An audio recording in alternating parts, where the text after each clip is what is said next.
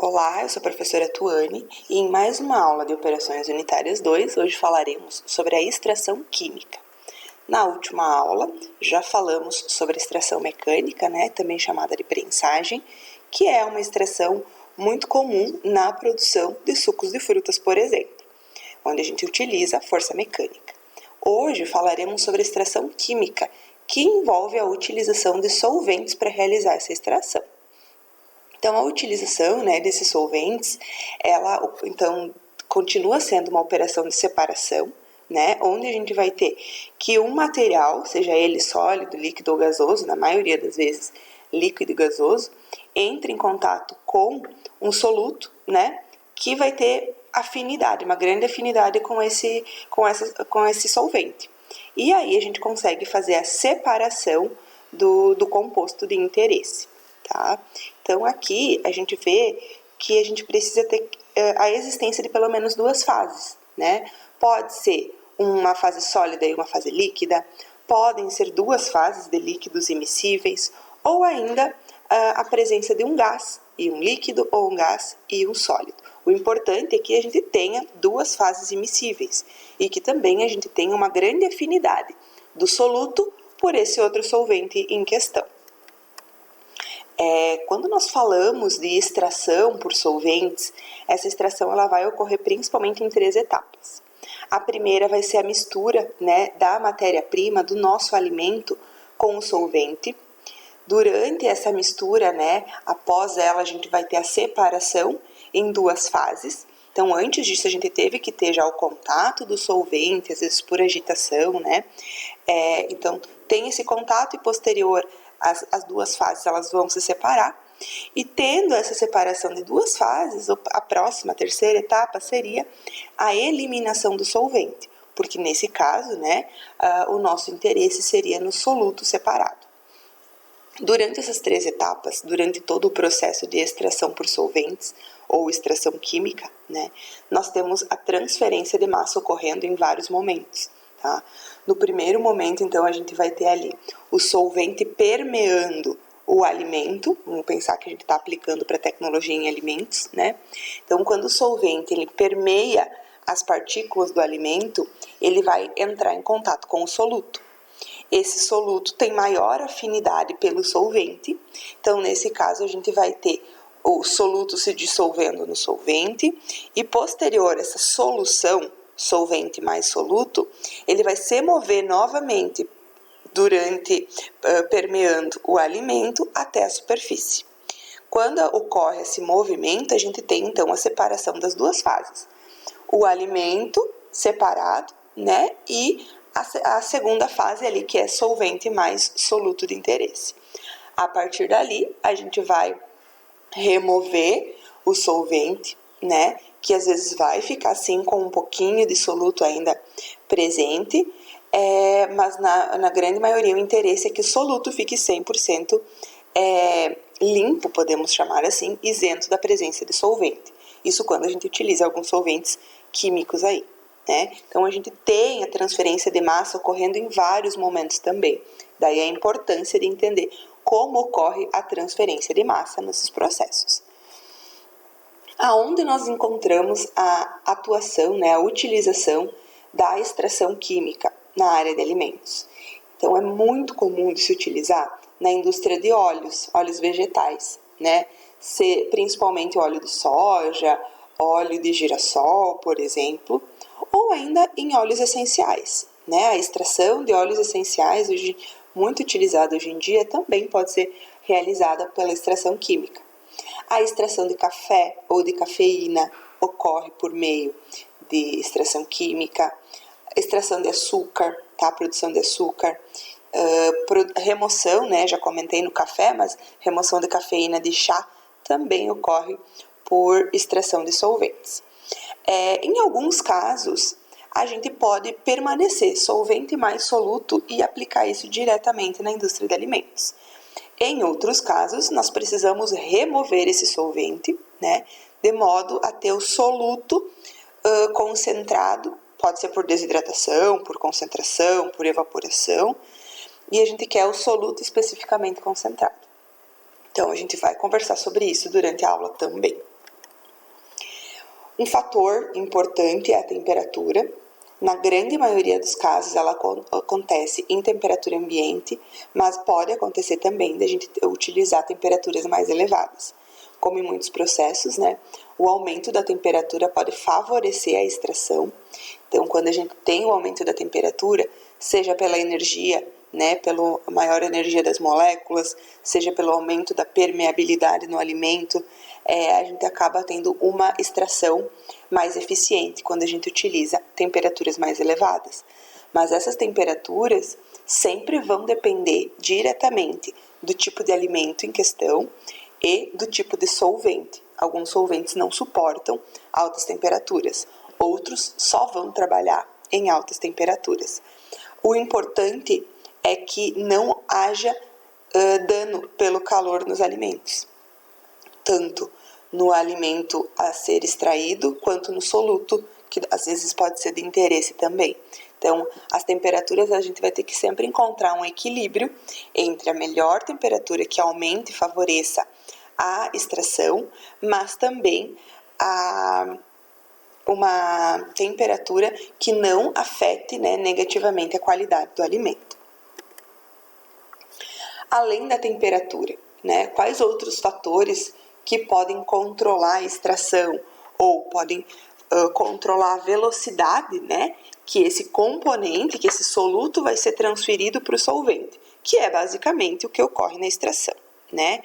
Então, a transferência de massa é que vai indicar qual que é o fluxo dessa transferência de massa, que o soluto está se movendo, saindo do alimento e passando para o solvente, né? Então, isso varia com as condições de operação, com a temperatura, com a pressão utilizada, com como que está esse alimento, o tamanho da partícula. Quanto maior a área superficial, ou seja, quanto menor os pedacinhos do alimento, mais contato vai ter com o solvente. Então, maior a facilidade de nós estarmos fazendo essa extração, né? Tem umidade? Não tem? Qual que é a afinidade do soluto e do solvente? A gente precisa sempre buscar um solvente que tenha a maior afinidade possível com o soluto, né? Qual que é a vazão desse solvente passando pelo alimento e qual é a temperatura dele, né? Para favorecer também a extração química. Então, são vários fatores que a gente precisa controlar, que, como em muitos outros processos de operações unitárias, não existe a ideal, né? A gente sempre vai buscar a ideal para cada processo. A temperatura, o tipo de solvente, o tamanho da partícula é diferente para a extração do óleo de soja, é diferente para a extração do óleo essencial da casca de laranja, né? É diferente para a extração da cafeína no chá. Então, a gente precisa buscar sempre quais são as melhores condições aplicadas à operação específica. Quando a gente vai escolher os solventes, a gente tem inúmeros solventes, né? E para a indústria de alimentos, eles têm que seguir alguns padrões, né? O principal deles, com certeza, é a menor toxicidade possível, né? Embora a terceira etapa seja a remoção do solvente do alimento, do soluto, né? A gente precisa garantir que ele não seja tóxico, né? Que esse solvente ele tenha uma alta seletividade, ou seja, ele tenha uma grande afinidade pelo soluto. Por que eu quero? Eu quero atração química entre soluto e solvente para que o soluto se desprenda da matéria-prima, do alimento, né? E ainda que esse solvente ele tenha, ao contrário de que a gente quer alta afinidade com o soluto, que ele tenha baixa afinidade ou baixa miscibilidade com o alimento em questão. Senão ele vai carregar outros solutos que não sejam do nosso interesse, né? De alguns exemplos de solventes orgânicos aqui, a FDA ela lançou, né, uma classificação, onde a gente consegue ver quais são os mais indicados, os que a gente precisa ter atenção para a aplicação na área de alimentos. Então, nós temos ali, como a classe 3, que seriam os permitidos, né, os seguros, acetona, etanol, acetato de etila, propanol, acetato de propila, alguns exemplos, né?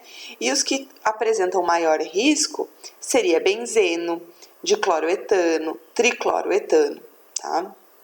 Existem ainda alguns processos que testam, né? Utilizam hexano, metanol, acetonitrila. Entretanto, não só pensando em toxicidade, a gente precisa também pensar em resíduos químicos e na destinação desses resíduos, que também são de difícil tratamento. Então, a escolha do solvente, a gente pensa principalmente na segurança do alimento, do consumidor, do operador, mas a gente também tem que pensar na sustentabilidade, né? Pensar na segurança do tratamento desse resíduo posterior.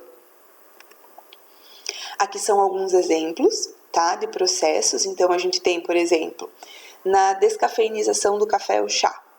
A gente pode utilizar, tem sido utilizado, acetato de etila, né? Na extração do óleo de soja, utiliza-se butano. Na extração de lúpulo, né, etanol. É possível utilizar, tem sido visto, né, a utilização do diclorometano também para descafeinar café e chá, mas em condições aí mais específicas, mais controladas. Metanol para extrair especiarias, mas aí a gente também precisa conferir na hora da separação solvente-soluto, tem que conferir os limites, né, que a legislação permite para que não haja resíduos no nosso alimento, né? Extrato de especiarias ali com isopropanol também. Então, aí a gente precisa contemplar algumas legislações específicas. Quando a gente fala de extração química, extração por solventes, nós temos os tipos, né, as formas de extração. Então, a mais comum é a extração sólido-líquido, tá? Então, a gente vai ter lá um solvente líquido que vai permear por um alimento em estado sólido, tá? Aonde que está o nosso soluto? No alimento. Então, aqui a gente tem um mecanismo, né? Como que acontece aqui? O líquido, ele permeia o poro, né? A capilaridade do alimento, chega lá nas células, e aí, como o soluto aqui dentro da célula tem maior afinidade, ele se liga ao solvente e posterior ele vai sair ali junto na hora de liberar duas fases, tá? Então, olha só, aqui a gente tem solvente líquido entrando por difusão, e aí a gente tem a solução, né, soluto mais solvente, sendo removida aqui em duas fases. A gente pode classificar a extração sólido-líquido dependendo do nosso produto de interesse.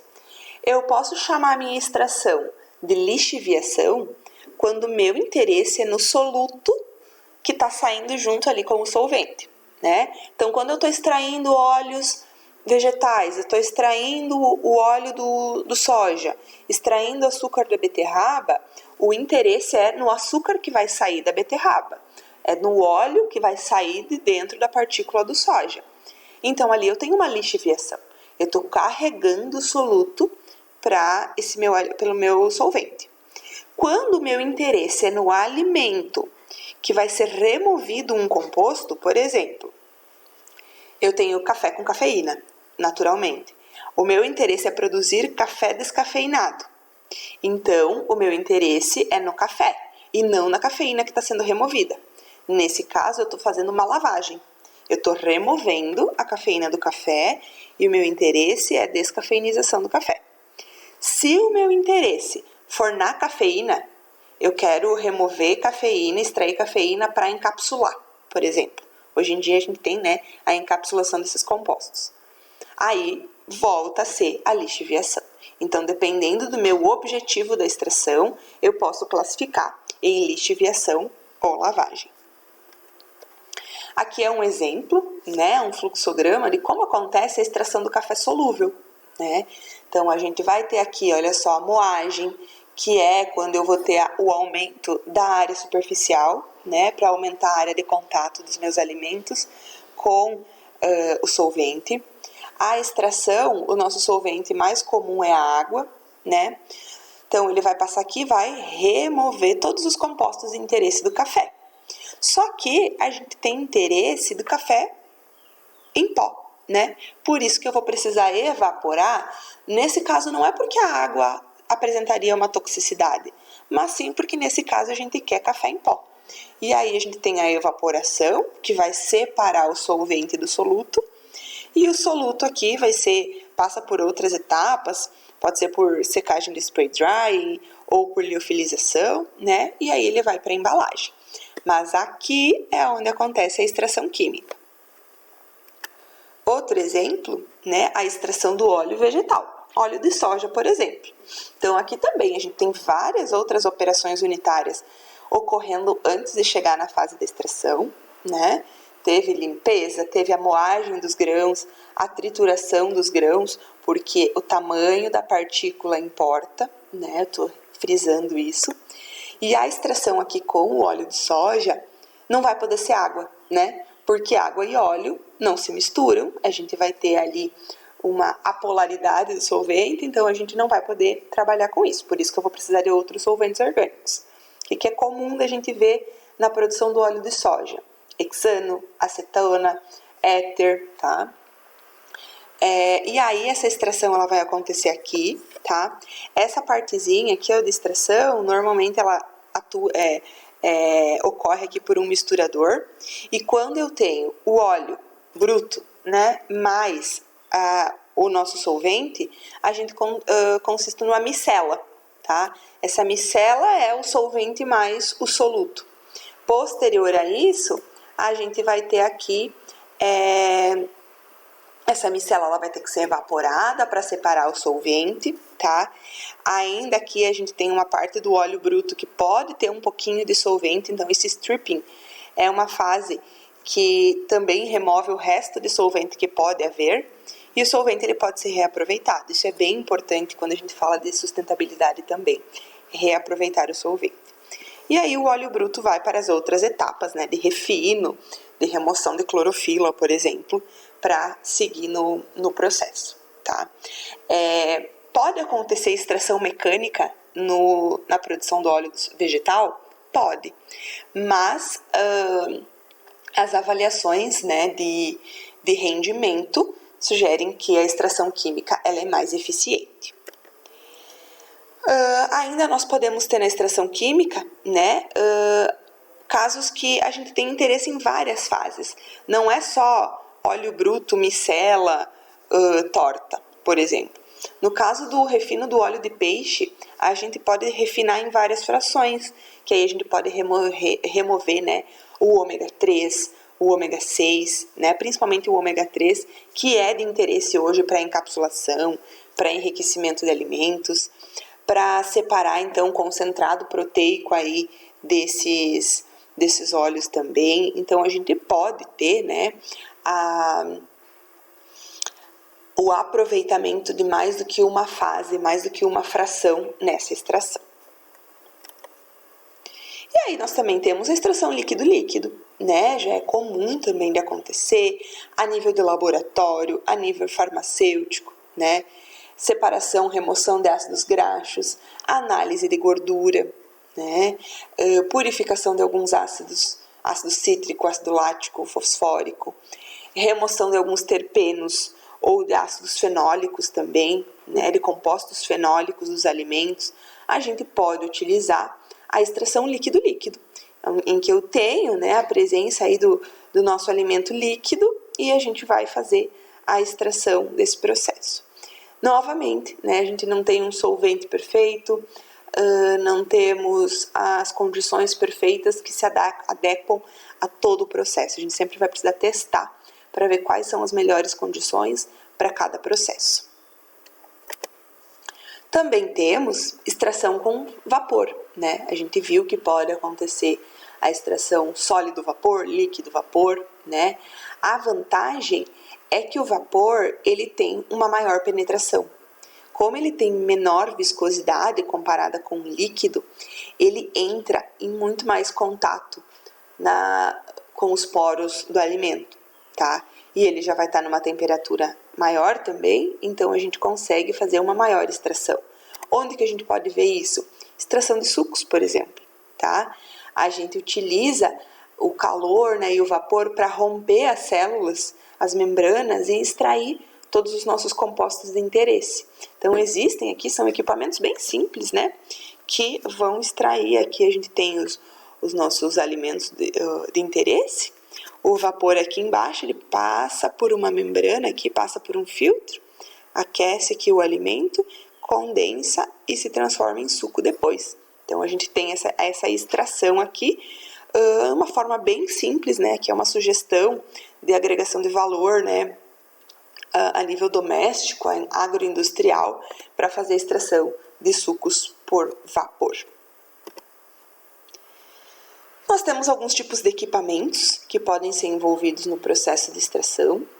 Esse aqui é o mais simples, né, que ele pode ser, então, um tanque agitado, pode ser um estágio só, pode ser vários estágios em que vai ser repassar esse solvente mais do que uma vez.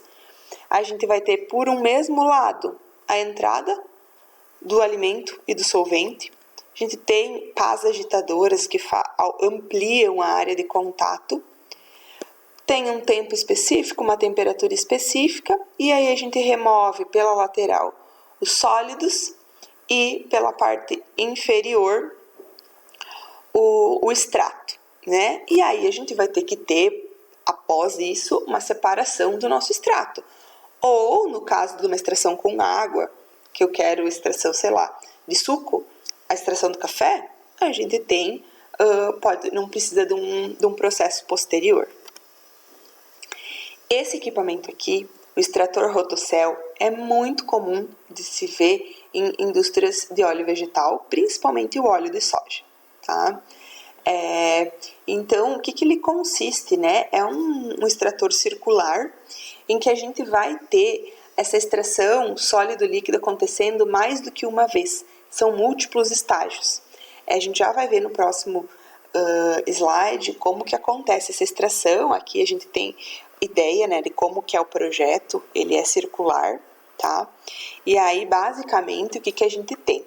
O alimento, ele entra por um lado, vamos pensar aqui no exemplo do óleo de soja, que a gente tem aqui, então, farelo, né, o soja moído entrando de um lado do nosso rotocell, tá? Do outro lado aqui, por cima, entra o nosso solvente, tá? Hexano, enfim, o solvente que for. Esse solvente, ele passa, ele permeia um dos vagões. Cada retângulo aqui é um vagão. Imaginem aqui, ó, são vários vagões que existem, tá? E aí, o que acontece? O solvente, ele vai passar por esse vagão, vai extrair uma parte do óleo de soja bruto que a gente tem interesse. Então, vai se transformar no quê? Numa micela, né? Ele vai vir aqui para a parte interna, essa micela sobe e vai ser reintroduzida aos próximos vagões. O que ele vai fazer? Vai carregar mais um pouquinho do óleo bruto presente no outro vagão de alimento. Vai voltar novamente, sobe.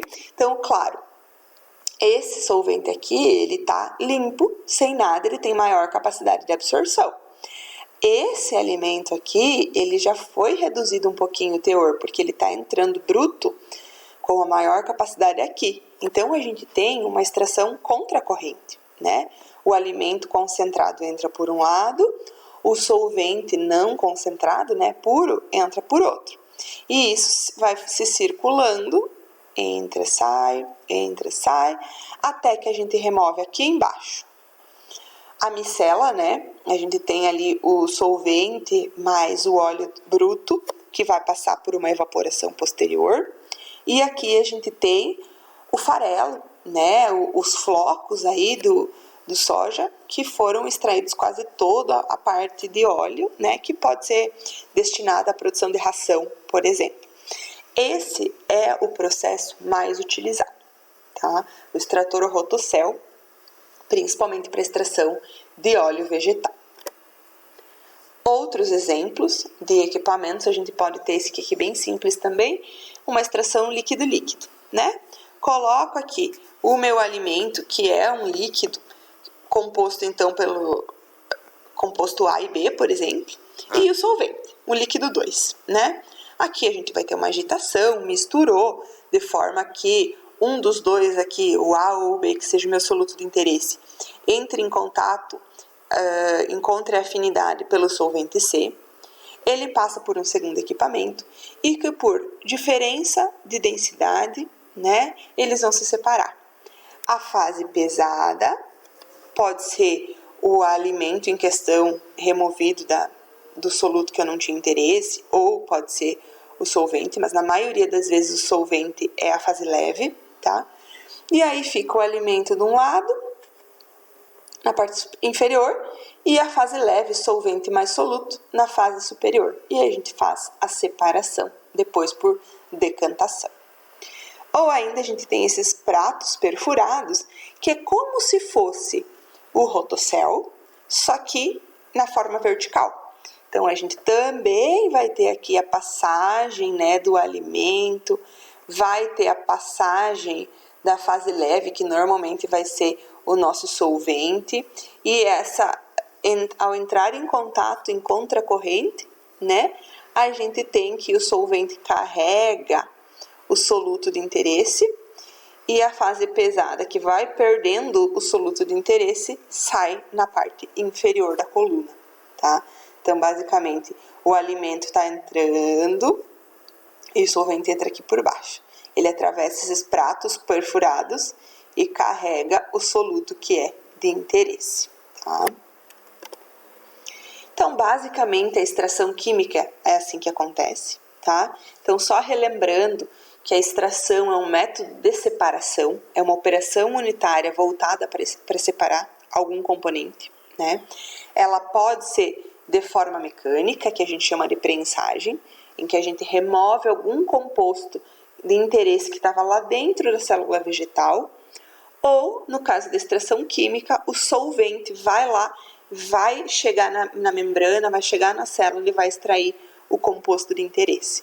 Em ambos os casos, a gente tem lá a separação de um composto de interesse, seja por lixiviação, em que a gente tem interesse no soluto que fica na parte do solvente, ou a parte da lavagem, em que a gente tem interesse que o alimento fique limpo, né? Fique isento desse composto aí que foi removido pela extração.